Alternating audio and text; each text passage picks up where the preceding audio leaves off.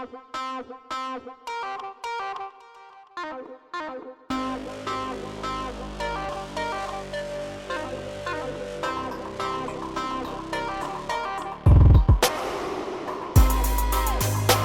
welcome back Under the Rug.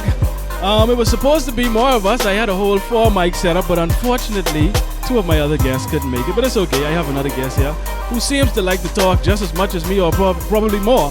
Yay. So we're going to get into a serious topic that has been in the news for, well, at least throughout this referendum process. But it's dealing with Christians' obsession with homosexuality and the ugly side of Christianity, which leads to all the hate and discrimination that exists within the Bahamian society. And joining me on this topic, and you know what I realized? I didn't even ask you what your damn government name is. I call you Flowerchild Hippie. Please tell us what is your government name on your passport, please. Oh boy. If you don't mind, because I don't know if you're a secret agent or... I'm not. Honestly, my name is just very hard to pronounce. Not very hard to pronounce, but it's just a unique name, Charlea. Charlea? Yeah, and when you read it, you don't really pick up on what it is. I mean, even though it's pretty straightforward once you know it, but you will look at it and kind of... So I just tell people, call me Charlie. Charlie. Okay, well, that's simple enough. I could call you Charlie. But I think I like Flowerchild. I don't know. Yeah. Where did the name Flowerchild come from anyway? Well, mainly because my style... or what I always gravitated to was like a lot of like 60s and 70s, sort of like that hippie, like real, like paisley is like my favorite design. I could tell you a bit about. I don't even know what that is. Actually, I have it on. I have it on right now. Oh, okay, I got you. Stuff like this. Okay, right. I got you. And then hippie because like I have a very non-attached kind of way. I mean, of course, like I have some things I'm attached to, but I've always been the type of person where I was like, just because I was born in the Bahamas doesn't mean I have to die in the Bahamas. Right. So I always was like, and I'm very into other cultures and I love people. So like, I'm the type of person where it's like, I'm a citizen of the world. I don't think anyone is better than me, and I don't think I'm better than anyone else. Okay, I think we're all family. Okay, so 2 things you said. You said you love people and you're a child of the world. So I would guess you've done quite a bit of traveling. Somewhat, okay. But I just happen to always end up in really eclectic places. Like even if it's in the U.S., I just end up in a city or some place that just has a lot of different types of people. So I get to learn about other cultures, even if it's just through them. Even if they just take me to the watered down American version, I go and I check it out and I read and I like music that I don't understand the words to. Like, I'll listen to Arabic music. I'll listen to... You sure you're Bahamian? Because there's things you're calling off. You don't sound like the typical Bahamian. Well, listen there. I like me some Vibes Cartel now. Oh, okay, yeah, but okay, yeah. Right. I could give you back your jungler's card. You could officially have that back. All right. Okay, now, like I said earlier, it's a topic and it's pretty disturbing. Because I've been listening to talk shows, as I do quite often, and also visiting groups on Facebook.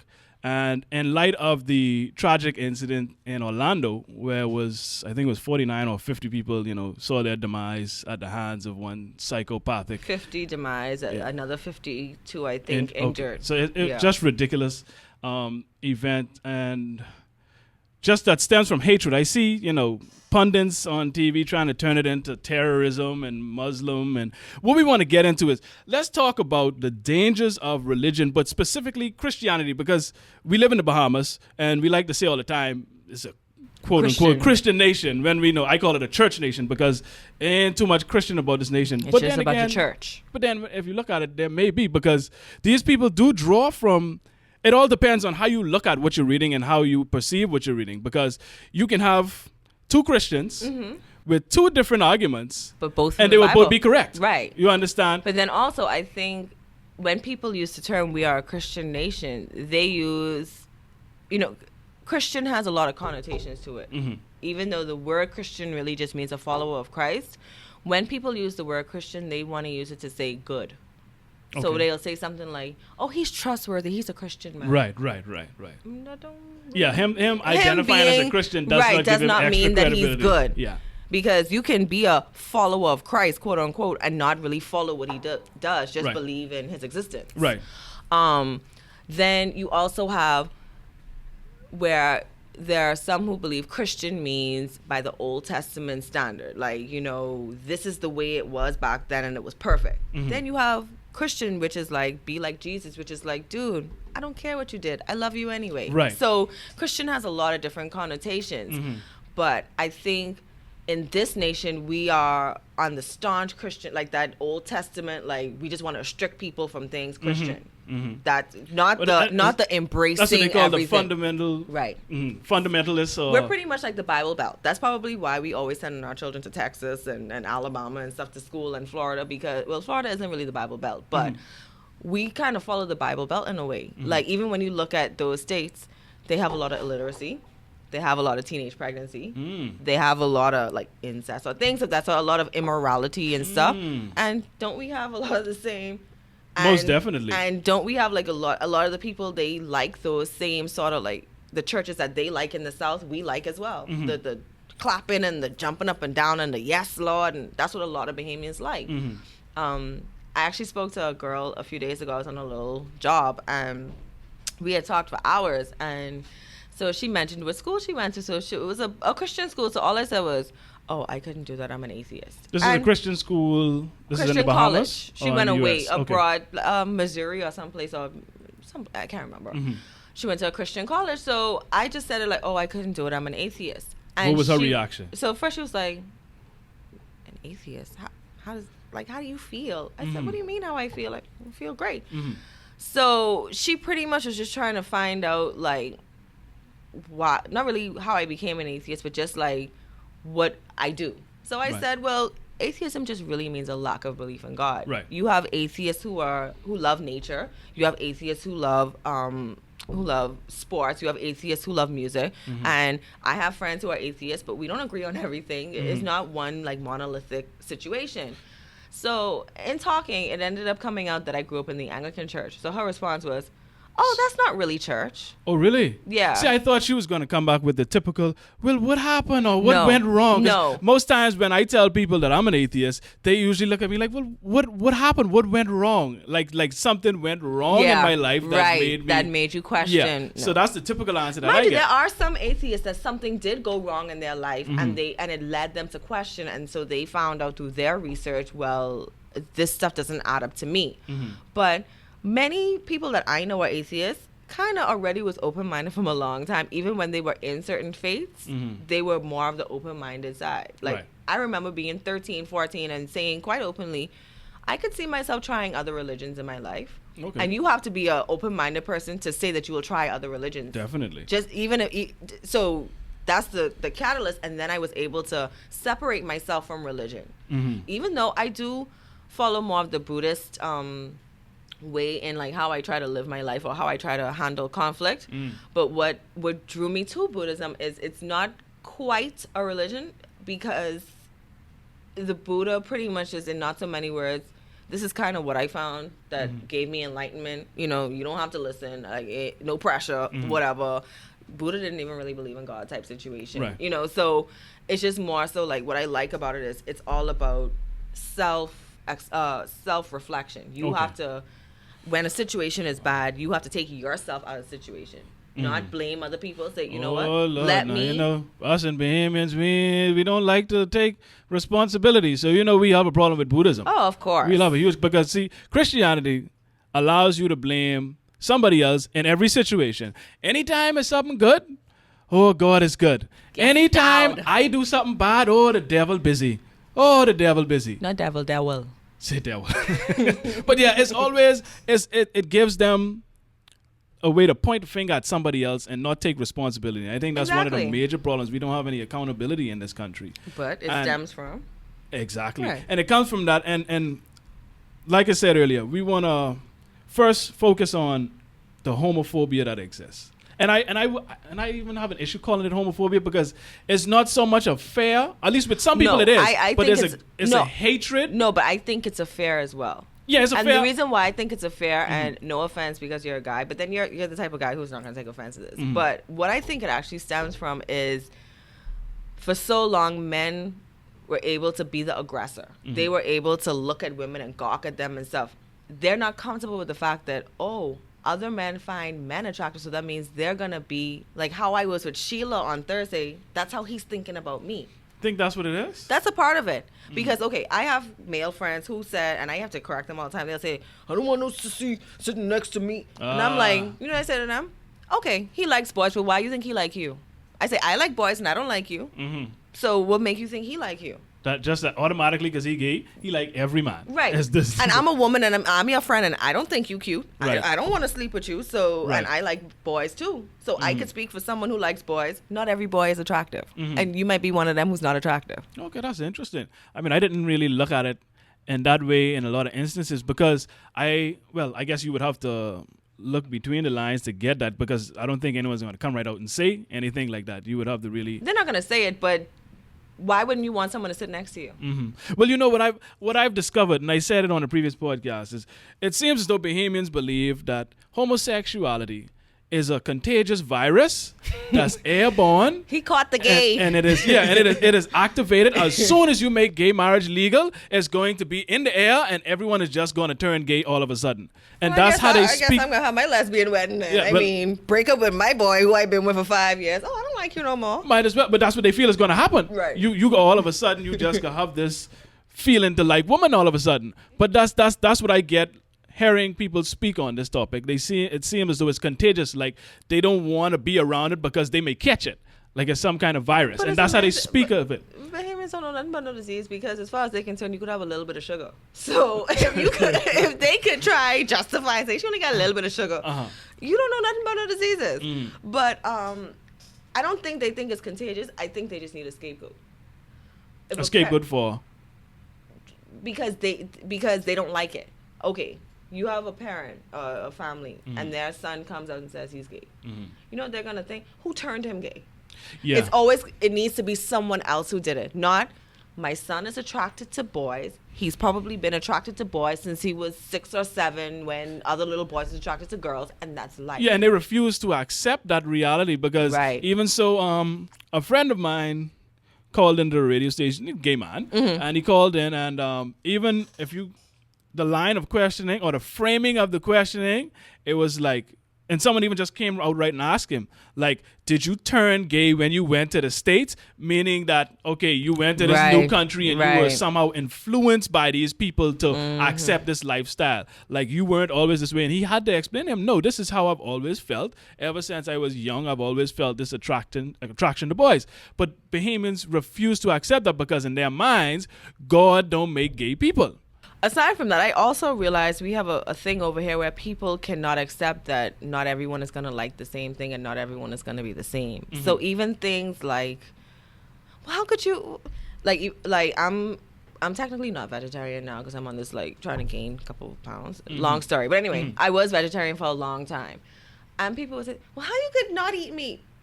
Yeah, but it's my palate. It's literally my palate. Like, you look more upset and disgusted. Right. And it ain't even you who ain't eating, it's me. Right. So I think we also have this thing where we feel like everyone's supposed to like everything we like. If I don't like the color red, you shouldn't like the color. Like, how can you like the color red and I think it's ugly? Right. And it's this refusal to accept the diversity that exists. Exactly. And we are so diverse. But we don't want to be diverse No. because that's why we also have this issue with foreigners. You have people saying, oh, you know, the foreigners come here and the indigenous Bahamian names will be taken away and all that stuff. And I'm like, first of all, do you know how many reinventions this one Bahamas had? But do they even know where the names came from? What is an indigenous Bahamian name? I literally one day got so upset that I went online and I just typed in all the regular Bahamian names, and every last one of them, England, Scotland, Wales. They're the slave owners' names. Right, but the point I'm making is even roll, where you hear a roll anywhere around the world and you'll assume, oh, she's Bahamian. She might not be. Yeah, black people on this side of the world got their names for being property from the slave Exactly. owners. But for some reason, we feel as though they're Bahamian names. But Bahamians just, like I said, Bahamians just like to complain and cry about every single thing. They don't really want any solutions. There. You They can't just give wanna them make noise. options. I tell you that. You have to, and I don't really like any of the governments that came in, but I always say with Hubert Ingram, he realized you can't give the Bahamian people options. You have to do what is best for the country. They can cry and they can moan So you're and all saying that it's stuff. better, we'd be better under the dictatorship.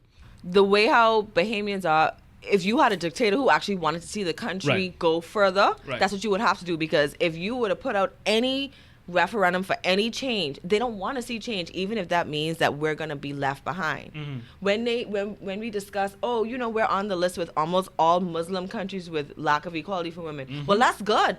Like, they happy. Like, that's good. Yeah, like, too bad we don't want to be like the States where anything goes. Like, they try to justify, but it's amazing how you want to be like the States when this thing comes up. Yeah, and the thing is, I see them speak so terribly about the U.S., but when you look at it, our murder rate is higher. Our rape rate is higher. All of the most negative things you could probably imagine. Yeah, but I would bet we have a higher rate of it than the United States of America that we like to denigrate because Bahamians feel like they run away from God or take Christianity out of it. We don't accept sissiness. So that's where we win. In their mind, that trumps everything, which is the dumbest thing in the world to me. But in their mind, because we stood our ground and we believe in the Bible, don't worry about that stuff. That's all the bad boys doing that. We are a God-fearing country, and that's all that matters. You know what I say? I say I'm concerned for people that fear God. Here's why. If you fear God, now you truly believe in God and these things, right? And you admit that you fear God. Well, God only punishes those that does the bad things, right? Or if you are doing wrong, you should be concerned for what God will do to you. So what exactly are you doing that has you in fear of God? To be honest, I think what fear of God means is, if it wasn't for this notion of God, I'd kill you.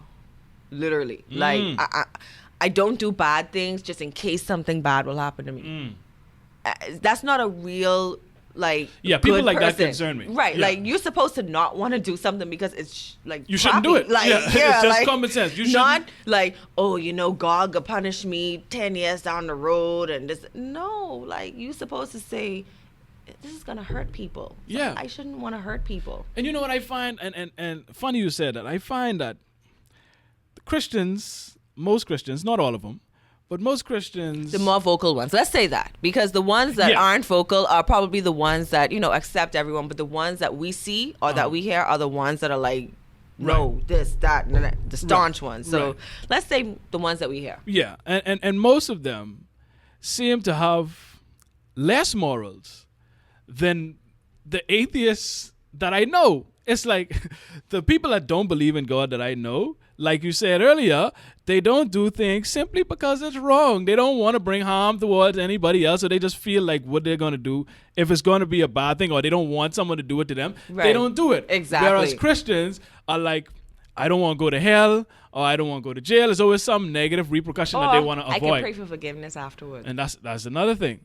They just feel like, okay, well, I could do all these bad things, but God could forgive me at the end of the day. Jesus. Yes. Like His blood will cleanse the ground. And listen, people, I don't want y'all to think that, picking on Christianity, listen to me. I have invited Christians on numerous occasions to come on so that we can have a discussion and have an understanding as to why they support Christianity. And we could get a dialogue and get an understanding for better for each other. Because we do have to coexist within this society. You understand? We have different beliefs. We have to coexist. But they don't come. I invite someone from the first episode. He ain't reach. I invite someone tonight. He ain't come. So don't think that, we just want to come here and talk bad about Christians. I actually want to have a dialogue so that we can have an understanding, so that we can coexist within the society more peacefully. But they don't show up for some reason. I don't know why. I think that they think that we're, and I will say this. I crack a lot of jokes, but to be honest, I'm an equal opportunity jokester. So I'm the type of person that I'll crack joke about a joke about Buddha. I'll crack a joke about Jesus, Vishnu. Like, I'm the type of person where I feel like your belief is not you. Like, I'm not going to be upset if someone says, Buddhism is a bunch of crap.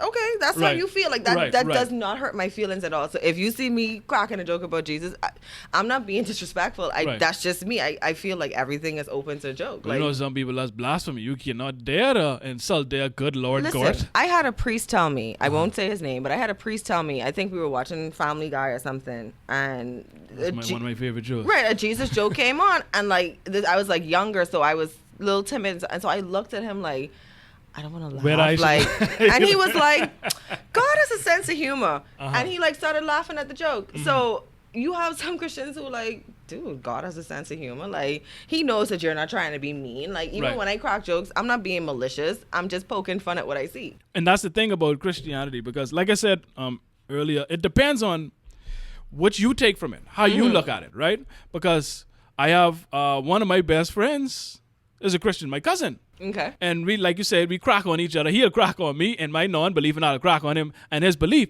But we have a respect and an understanding for each other. We don't look down on the other person.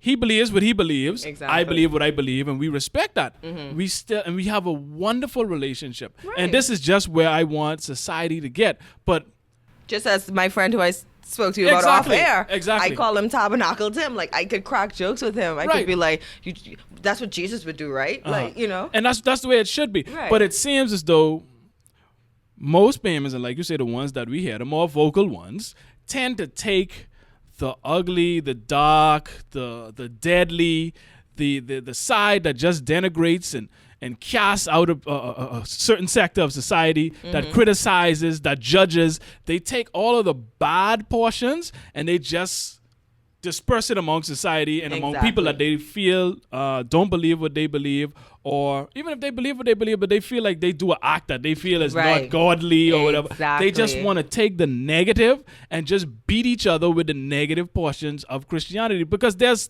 some good, there's a lot of good. But you know what? I always tell people, I say there's nothing actually wrong with the Bible itself in terms of it being a book.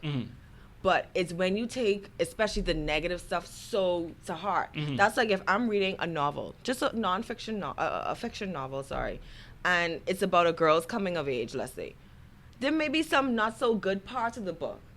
But if I take away the positive from the book, then it's not a bad book. Exactly. It's just a book that has a part or two that's not good. And it's what you take from it. Right. So the Bible itself is not a bad book. Right. But when you only use, oh, well, slavery is good and this and all the things that restrict people and demonize people and, you know, discriminate and no equality, and you disregard what Christianity is even about. Jesus, the one dude who hung with all the prostitutes, all the drugs. Like, if Jesus was alive today, he probably would be hanging with all us atheists. Exactly. And probably not even trying to convert us. Right. He probably would just be acting good in front of us and hope that we follow. Trying to be an example. Exactly. But he would probably be the same one cracking. He'd probably be smoking a joint. Like, he probably would be dead cool. But that's not the part that the Christians that we hear about even want to take. Right. The non-judgmental part, because I don't think Jesus was there saying, oh, you old whore, I see you had this one last. No, he was. Right. The way to get people to be your friend is to not judge them. So, and that's what I wanted, and that's why I really wanted to get a Christian, because I really wanted to understand why is it that so many of them tend to lean towards the bad part. Because, like I say, the incident in Orlando, I actually heard someone call into the talk show and say he should have shot more of them. He should have taken more of them away. And even off air, like I said, my family, little family who I watched grow up from Pampas, was like, it was a good thing because that's 50 less sissies in the world. It's like, where does all this hate and vitriol come from? Like, why would this be the portion that you take from the Bible, as opposed to the loving one another, treating each other the way you want to be treated, helping each other? Like, why would the negative be what you put your focus on? That's really the answers that I was trying to get, because I can't understand why you would do it. Because the examples that are set.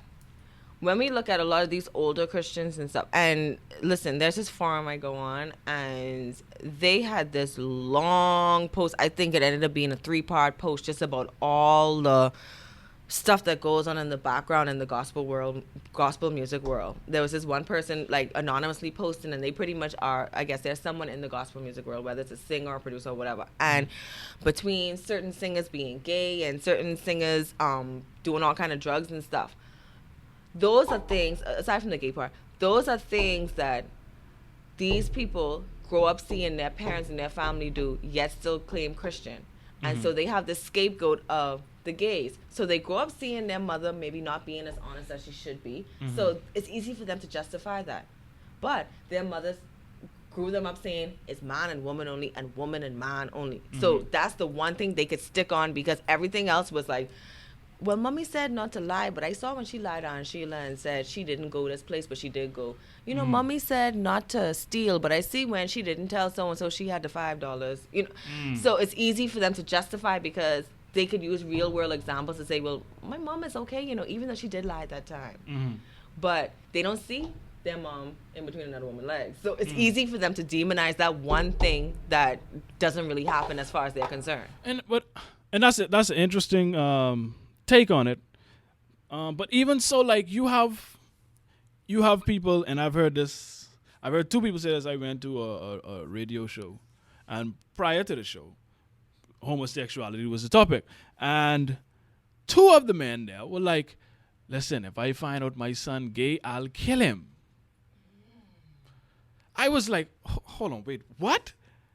You would kill your own child because they are gay?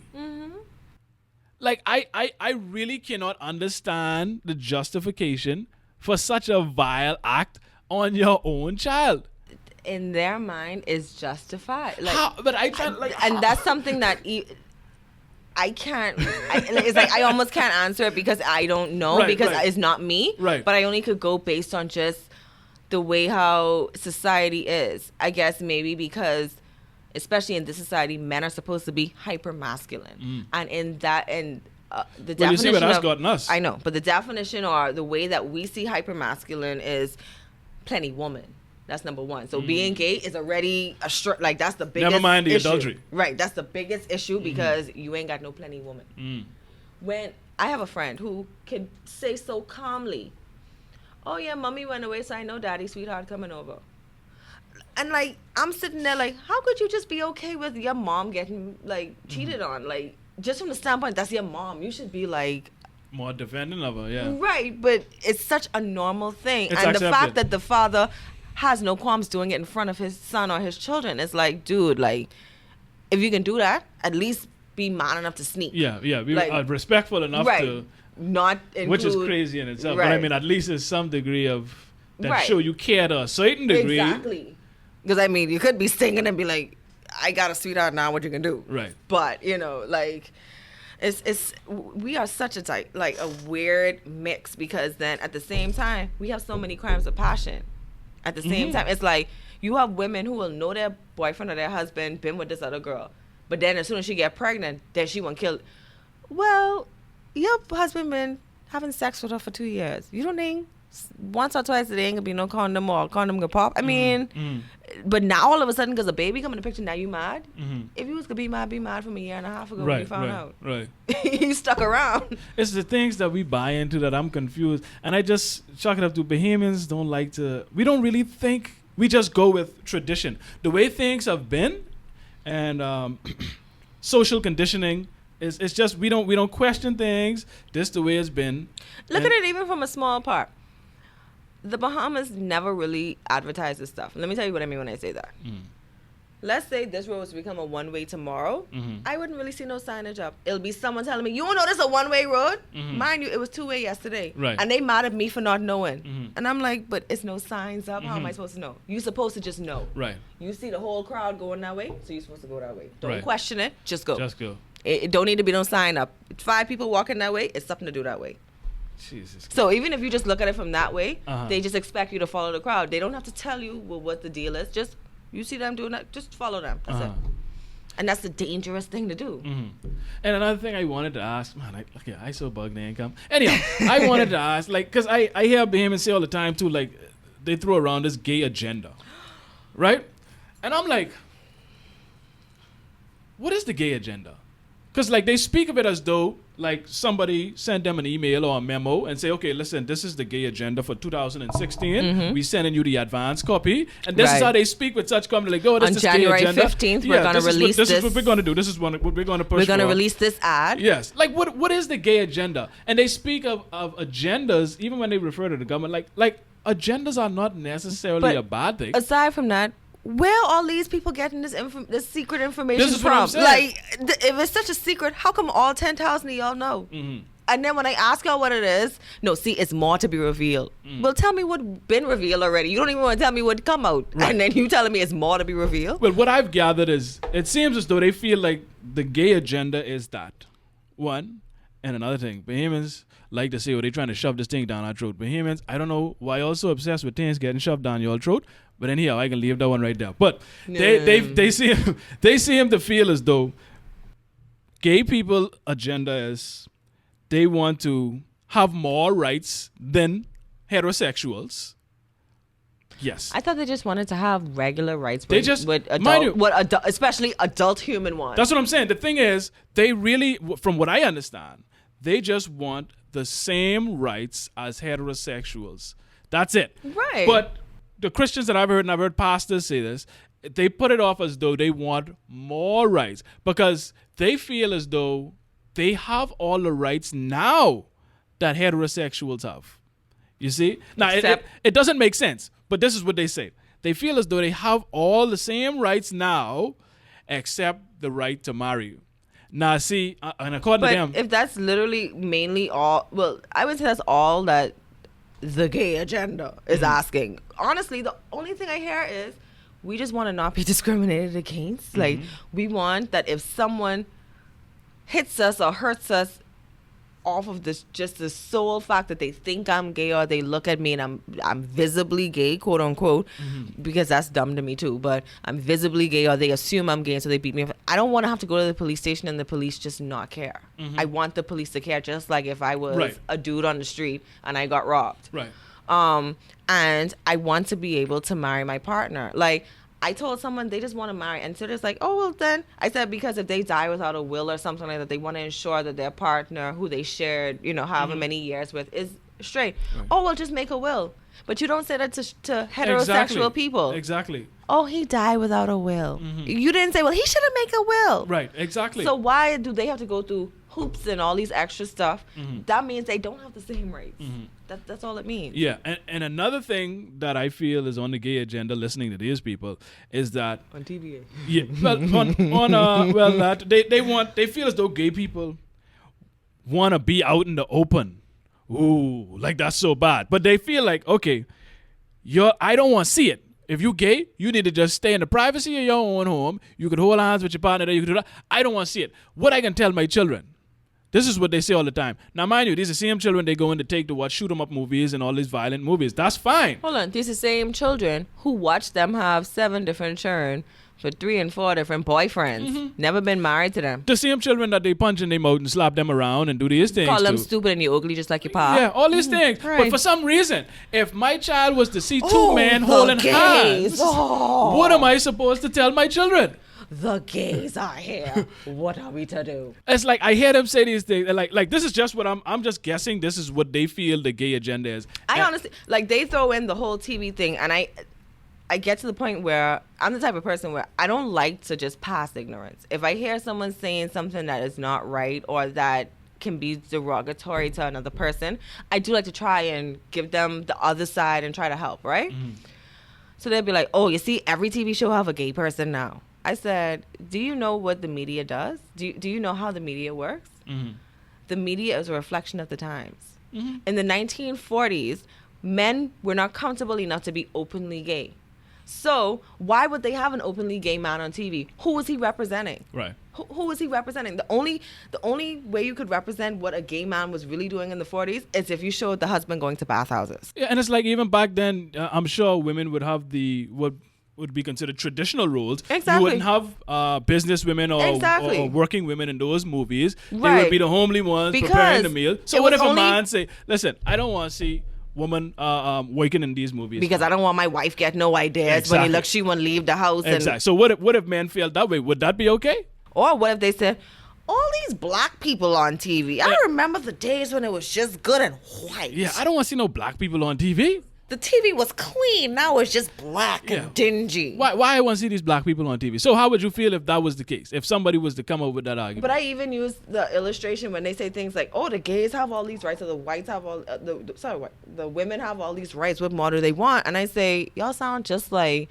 the white people post-slavery, but pre-Civil War. I say that all the time. Even now, what even do today. These black people want? I mean, we stopped them from being slaves. Now they want to use the same bathroom as us. Now they want to drink out the same cups. I mean, what do they want? But they don't see it that way. You know what they say? They say, but that's different. They choose to be gay. Yeah, so even if it is a choice, so what? You know, you have people who chose to have a baby out of wedlock, and people don't demonize them for that. Mm-hmm. They take care of the child. They don't say, "Oh, I'm not going to take care of this child. This is a product of sin." Mm-hmm. No, but these will be the same people who will say, "I don't want to bake a cake for a gay couple because it's a product of sin. Right. I'm contributing to sin." Right. So you ain't contributing by co-signing, by taking care of this child who's a bastard child, quote unquote. Mm-hmm. And you know what the Bible says about bastard children. And even so, something that's even more prevalent, well, let me not say more prevalent, but that's very prevalent, which is divorce. You're not supposed to remarry.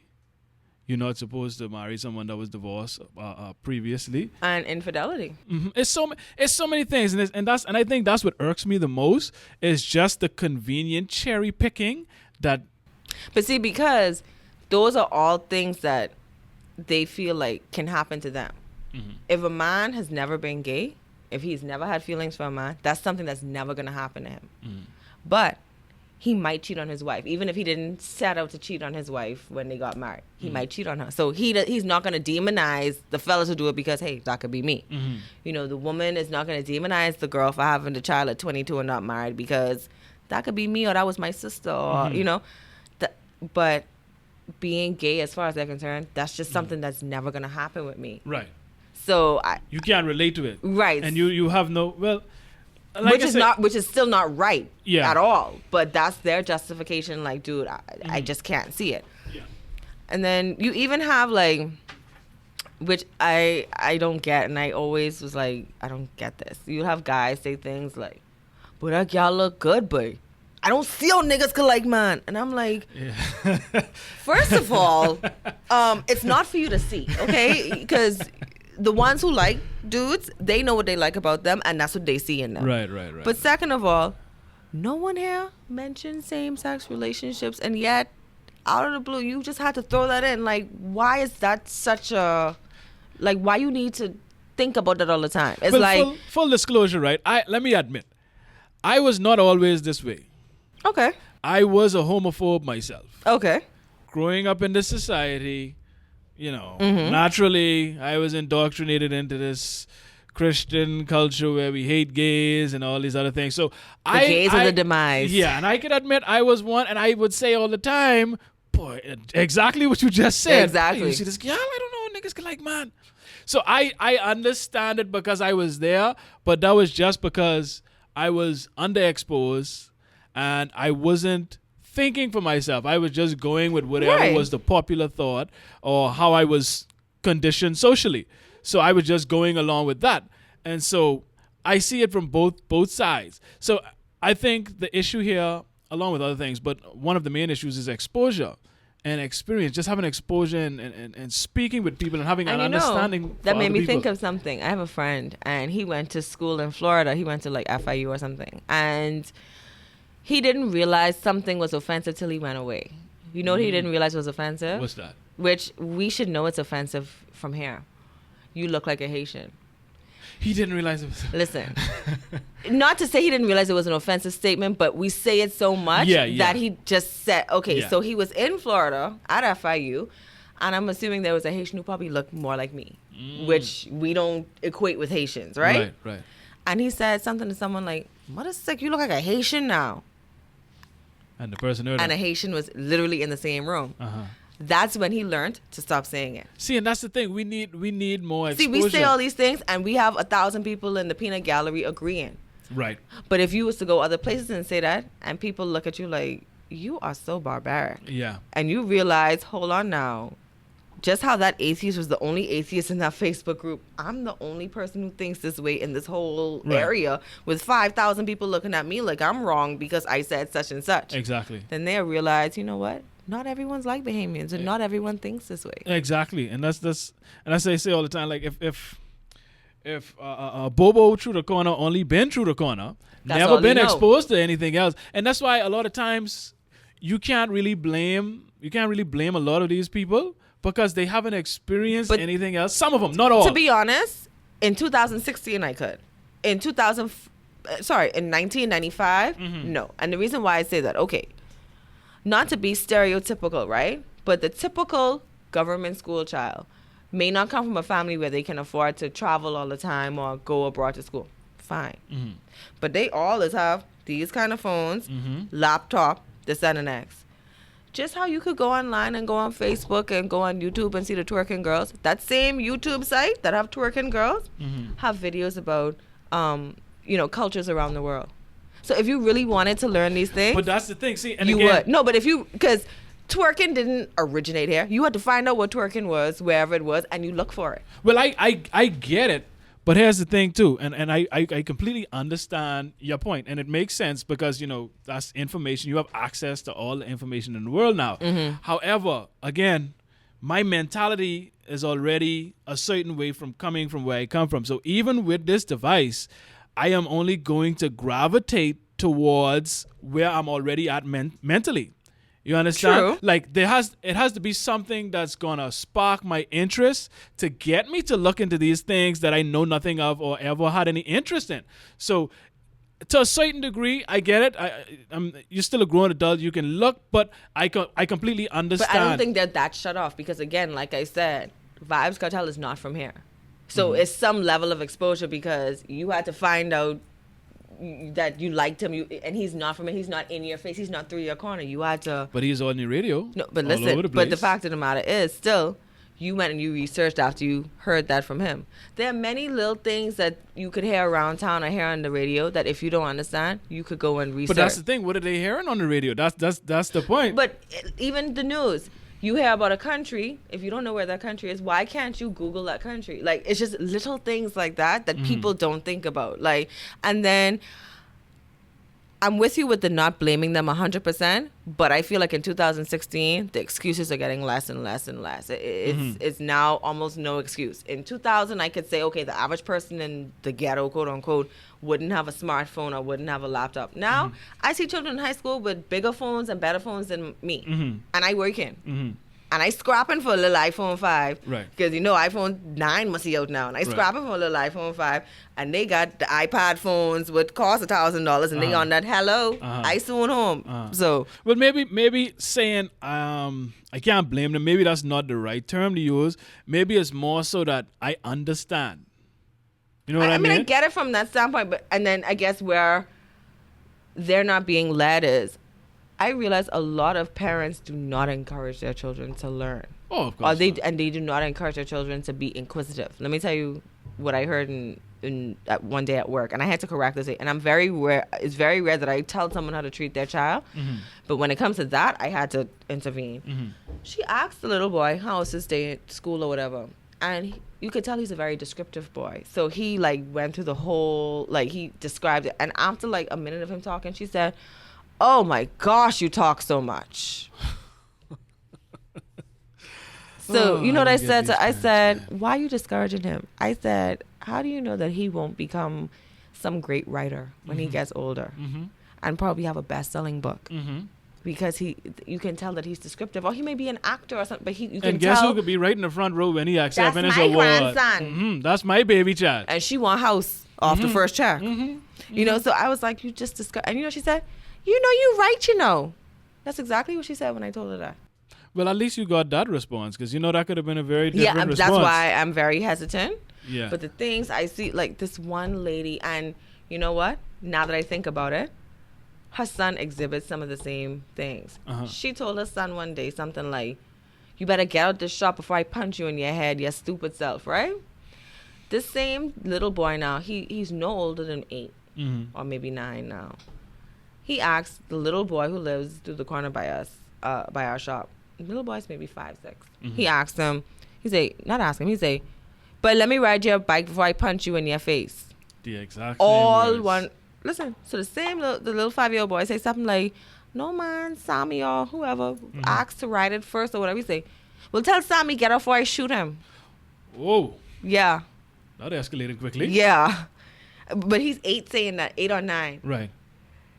If that's stuck in his head, and I spoke to him a few days later. I pulled him aside and I said, "Do you know, because you're a child, you didn't get in trouble, but do you know that if you were an adult and you said you was going to shoot someone and they happen to die or whatever a day or two later, the police will come looking for you? Exactly. You have to be careful what you say." I said, it's no way that asking someone to use their bike warrants punching and shoot. That doesn't fit in. And you know what's funny is, for some reason, Bahamians don't seem to see the correlation between violence and violence. You understand? For some reason, we feel like it's okay to say the most violent and vile things to our children. The child that come from you, like, yes. That should, like, a child, and people don't realize from a child's eye, the whole world could hate you, but if your parents love you, that could at That's least give you some comfort. But if the whole world love you and your parents hate you, you wouldn't have no peace of mind. Mm-hmm. Your parents are some of the most important things. Your guardians, those people you look to for care, they are some of the people who mean the most. Mm-hmm. Do you know, and this is a personal story, but do you know, I stopped drawing and doing almost anything artistic for like about 10 years because of my father's response to me wanting to go to art school, which was, I might as well take my money right now and just put it in the toilet, because that's exactly what it is. And I stopped drawing and doing anything creative.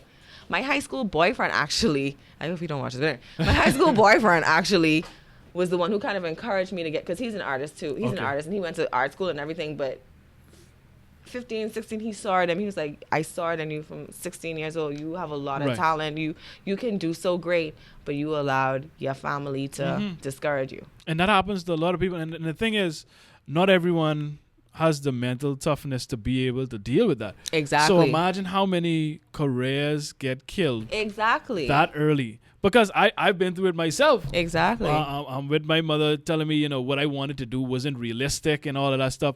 But luckily for me, I'm a strong-minded person. Like, I feed off of negativity, doubt, and criticism. Mm-hmm. I feed off of it. I love when people doubt me. Right. Like, that fuels me because I like to prove people wrong. Right. But not everyone is like me. But that's the thing. I'm like that with strangers, but I have this weird thing with my family, that especially my father and my siblings, where if I feel like they don't think it's going to make sense or they're going to be disappointed, it really affects me. Now, when it comes to the rest of the world, I'm like, I don't care. Like, I'm open with a lot of things. Like, I've been having crazy colored hair since I was like 17, 18, I remember being a young kid, like 11, buying all the yellow and crazy polish and stuff. Like, I've never been a person afraid to be out there.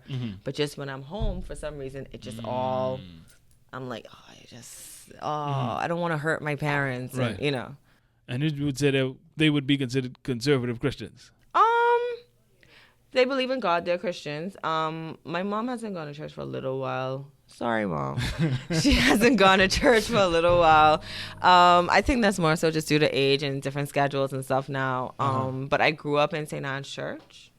Went there pretty much every Sunday as a child. But I mean, I will say, I call Anglicanism Christian light for the reason that we're very we're very understanding. Like, we would have church events and there would be alcohol, like wine. Oh, really? Whatever. Yeah. We had real wine at communion. So I was the party denomination. I come from Baptist. I ain't know nothing about this. Listen, my confirmation, I was 12 years old, and when you get confirmed, you go and you take communion, and it's real wine. And how old were you? Like 12. You take a sip. Anglican church giving underage alcohol? Listen. What kind of church this is, man? This is why religion is a little, exempt. What kind of church is this, man? Y'all, I didn't know y'all was getting down like that. Yeah, but Catholic too. Catholic. But their confirmation classes. So the Baptists is the uptight ones? Yeah. Because, like, even I remember going to church as a child and as a teenager and not realizing that there were some churches that women couldn't wear jewelry or couldn't wear pants. Oh, really? Yeah. And, like, which one I know, like, Church of God, for instance, I know they had, like, just started either allowing them to wear pants or something to church, and then it was like another, like I think Seventh-day Adventists, they can't wear jewelry or something like that. Well, let's touch on. That's interesting you bring that up, because we touched. I mean, don't quote me on this, but this is what I think I remember. But But I mean, it goes to a point that I want to make, and we touched on homosexuality for a bit, but let's go to discrimination when it comes to women, misogyny, or how the church views women. Let me say. Because it's not very favorable. Not at all. Women are supposed to be, well, according to the Bible, women shouldn't have nothing to say in church at all. Mm-hmm. So that's already that should already tell you. If people look at church as something that's fundamental, That's how Christians look at church, as a fundamental thing. And I can't even say nothing in this one fundamental thing, then I'm not equal. It's simple. And it we saw it come out full force. The referendum. Like Bahamas say, referendum. Bahamas, please. That is an E, not an A. I don't think there's any A in the word referendum. Like, there's no A at all. Like, but everyone's, even learned people, lawyers, referendum. It's referendum. But anyhow, that's neither here nor there. Someone would say referendum too, but anyway. But it really showed, and it was to the point where even women in high positions was saying, that is how misogyny. I don't want to be. That is how powerful misogyny is. Misogyny is so powerful because these women grow up learning that men are right. And so they grow up hearing their fathers say this stuff. And so it's ingrained in them that, yes, I'm a woman and I feel like I'm a human, but all these great men around me say that women are less than, so that must be it. Because, they always say the man and you is can the always head. tell, even a lot of these women, how they raise their children. You can tell that they live by that because their daughter can go out, this, that, next, but their son all up and down, getting this one child pregnant, getting the next one child pregnant, but their daughter, no, you need to stay home and keep your legs closed.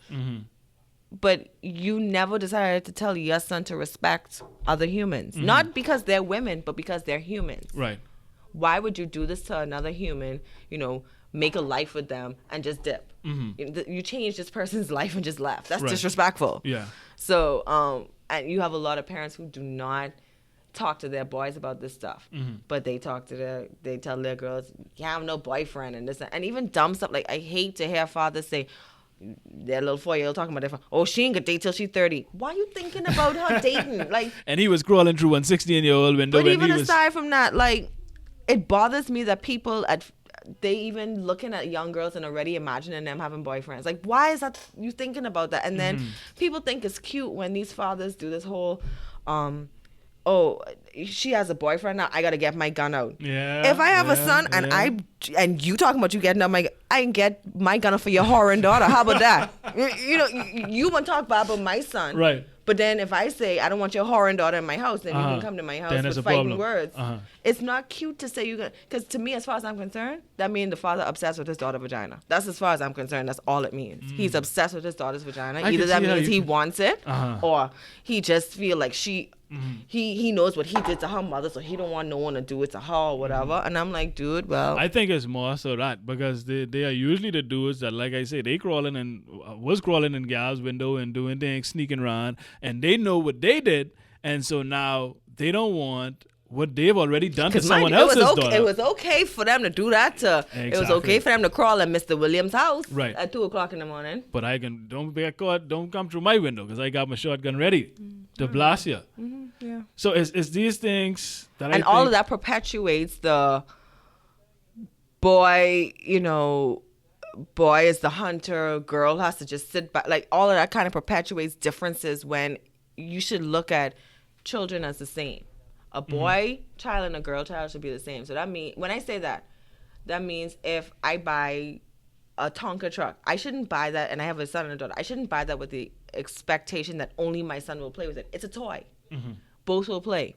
If my daughter gravitates to that, cool. If she doesn't, cool. But I'm not gonna say, oh, this is a boy toy, this is a girl toy, because at the end of the day, there are so many things that you have that girls want to do that they feel like, oh, I can't do it because boys do it. Well, look at don't let one little boy get caught dead playing with no Barbie doll. Buddy. But the thing is, a lot of people assume, and okay, this is the way how I'm gonna say this is gonna make it seem like I think being gay is wrong, which I don't. But a lot of people assume when they see their son playing with the doll, he's gonna be gay.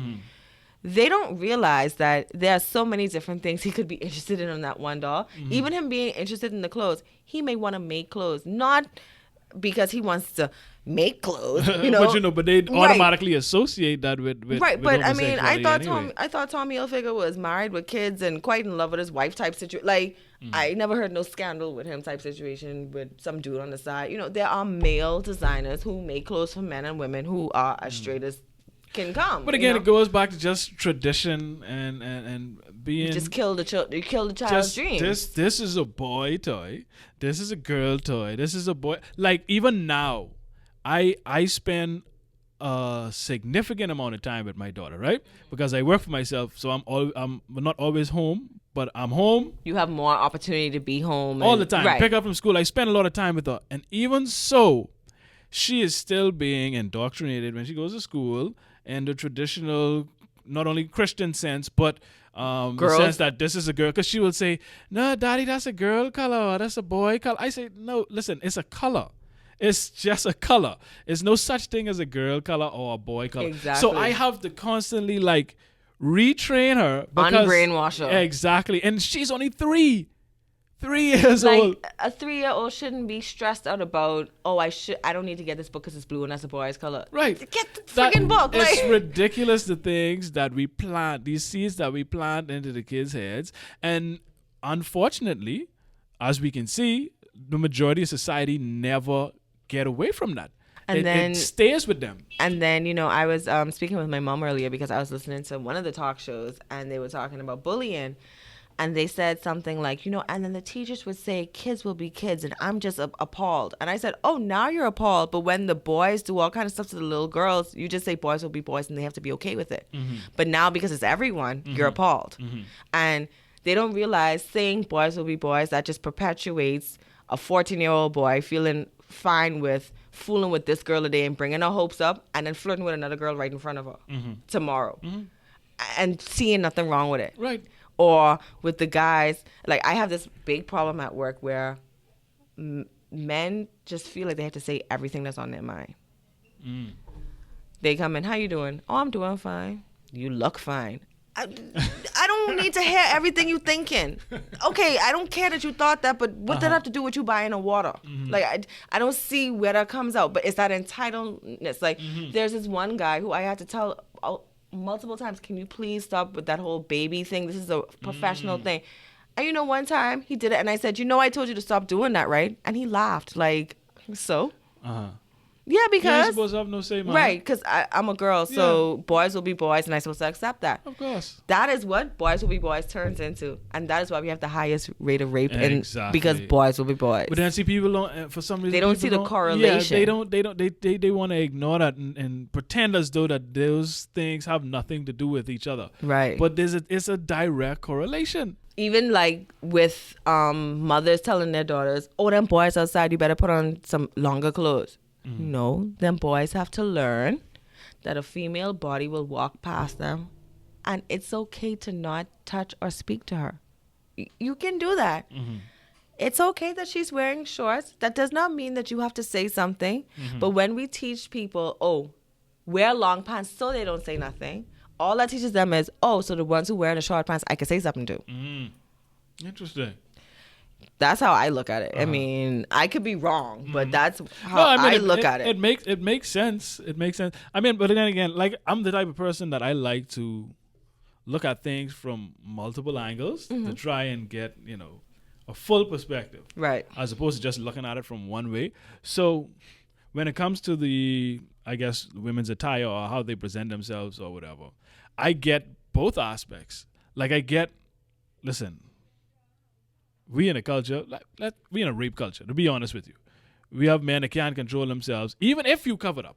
You can have on long sleeve. Right. They could see any little piece of shape, or if you just got a pretty face. I was supposed to say, they only got to imagine you have a vagina between your legs. Right. So I get you may not want to go through this corner, wearing I get that. So, but I also get listen, dudes, come on. You really can't control yourself? While you can teach girls to be cautious, I think what we have to start doing is shifting the mindset of it's only up to the girl to decide which corner to go through to not be raped. Instead of, you know what, fellas? Let's try to not rape. Exactly. I get it. Trust me, I'm all for that because I still don't understand how someone could come to that conclusion of I can rape this gal or this gal is mine or feel that entitled exactly or that type There's of ownership over somebody else's body that they can just take advantage of someone else. I don't get that.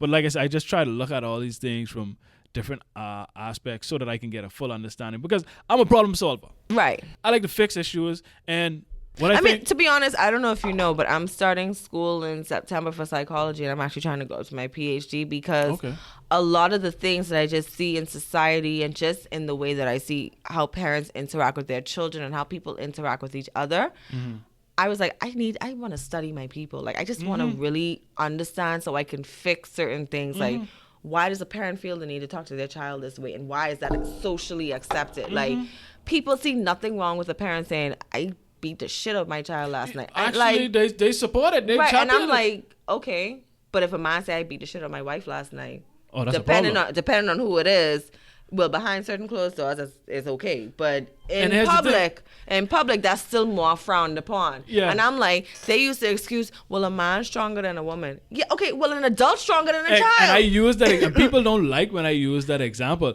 because what I do is I say to them, okay, listen, average woman, how big she is? Let's say about 5'5", 5'6", 100 and, well, we Bahamian, so we. I said I could dominate anything because I 5'11". Yeah, you tall. But they 5'5". Yeah, you was anomaly. Yeah. You tall. Well, let's say average about 5'5", 5'6". Right. You know, we a little heavy, so let's say 150, 160 pounds, right? Definitely no strength, but just weight. But that's the size of, let's say, your average woman, okay? The size of your average man. 4-year-old child is about what? 3 feet, maybe 40 pounds if there's eat plenty, right? You mean 35? Exactly. So you and your right mind as an adult thinking mind feel as though it's okay. Punch that little baby down. A 5'10", 180 pound man to hit a 3 foot, 40 pound child. And but it's applaud it. not okay for him to hit a 5'6", 160 pound woman. Now, mind you, it's not okay to hit no woman, right? Well, first of all, I think it's not okay to hit humans. It's not okay to hit anybody, period. Let's just establish that. Yeah. However, if we're looking at just less sheer size, right, I would think you would be, I mean, like I say, it's not okay to hit anybody, but you would have more of the outrage for the child. Exactly. However, it's the opposite. Which just goes to show you that people, it's social conditioning. Whatever is tradition. You know what it is too? We don't look at children as humans. That's true too. We look at children as property. Think about it. Shut up before I give you something to cry for. You literally just hit a human. Like, you literally just hit a human and you expected that human being to not show any pain. Meanwhile, the doctor put a needle in you for your health and you squirming. You slapped the poor child head off and expect him to sit there. Exactly. Crying. Yeah, exactly. Let someone slap you. Unrealistic. And another thing is like, okay, if I wanted to get a point across to you and I just slap you, how far you think we getting with me getting my point across? Now, you as a grown adult, you don't want that to happen. Police station getting called directly. You don't want that to happen to you, but you feel as though your child could understand that form of communication when you don't want nobody to communicate with you like that? You have a lot of people who don't realize that, okay, if a child can't understand the reason, they don't understand why they're getting spanked in the first place. And if they can understand reason, you don't have to hit them. Exactly. Well, they say, a lot of people say, I guess just they're at least doing a little better. Well, I beat them, but I still talk to them and explain to them why I beat them and all that. Why you couldn't just explain it just period. one time? Period. If you want to punish them, take something away. Say no TV today, no computer tomorrow, whatever. Well, we don't. I can do a whole show on that, and again I can mash cons because people don't like when I. But talk see, about all of that topic. still comes from the Christianity thing because with Christianity, literally only the man counts. So women don't count, children don't count. So we treat women like they're nothing. The only time women get attention is when they want to do anything for themselves or make themselves happy. So if I decided, I want to be on the beach topless or whatever, look at her, what's she doing over there? Well, now you care. Now you care about me. But you didn't care when I wanted to do the other thing or whatever, or you didn't care, or you tell me I got to go behind my husband when I get married to a foreigner because I don't count. But now all of a sudden I count for you to notice me. So whenever a woman wants to do something to make herself happy or to elevate herself, then people notice. But other than that, women don't get noticed. And then people like to use this whole, you have so many women managers. Just because someone hires a woman as a manager doesn't mean that he thinks that she's equal to him in life, I said, what you got to realize is majority of the people who graduate school are women. Who, when I say graduate, actual graduate, not leaving certificate, graduate. Majority of the students in schools are women. Like in the colleges and stuff over here are women. It's more women in college and stuff than men. Okay, so if 15 resumes coming and 13 of them are women, it's a big chance that a woman is gonna get hired. Does not mean that you think that women are equal to you. Well, my thing is with that, I didn't like the context in which they were using it. It's like they were using it in examples and situations where it had absolutely nothing to do with the issue at hand. Exactly. The issue at hand was not about that particular issue, but they kept bringing it up, and that's the reason why I didn't like the context in which they were using it. But again, Christianity. Again, we ain't trying to knock Christianity because, like I say, Christianity to me is like Harry Potter, right? It's a book. You could read it and you could take from it what you want. You could decide to take all the good things from it.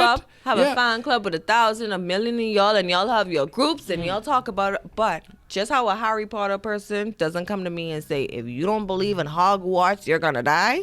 I don't need you to tell me if I don't believe in Jesus, I'm gonna die. Yeah, and again, like you could either be a Harry Potter fan or you could be a Voldemort. That's what the villain name, whatever his name is. Voldemort. Yeah, Voldemort. Voldemort. You can tell I don't watch Harry Potter, but what is it? Slytherin, some Snape. Whoever the villain is, right. you could go towards him or you go towards Harry Potter. Just like the Bible, you could take the good things or the bad things.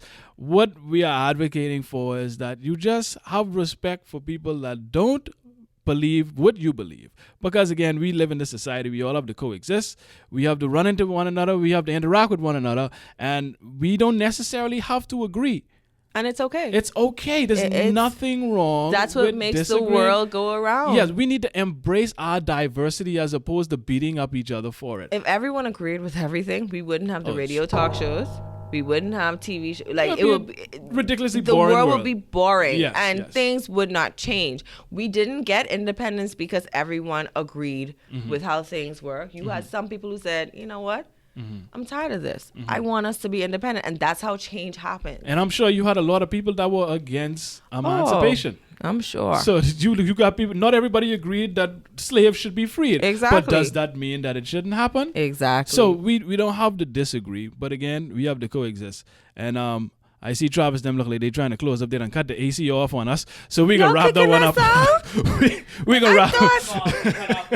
You know what? I thought y'all loved me. So we gonna wrap this one up on this one. Like I say again, I invited some Christians, but unfortunately, as usual, I still love you though. If you're listening, hey, I love my Christian. Like I say, one of my best friends in the world is a Christian, and we have a great relationship. We just need more of those relationships.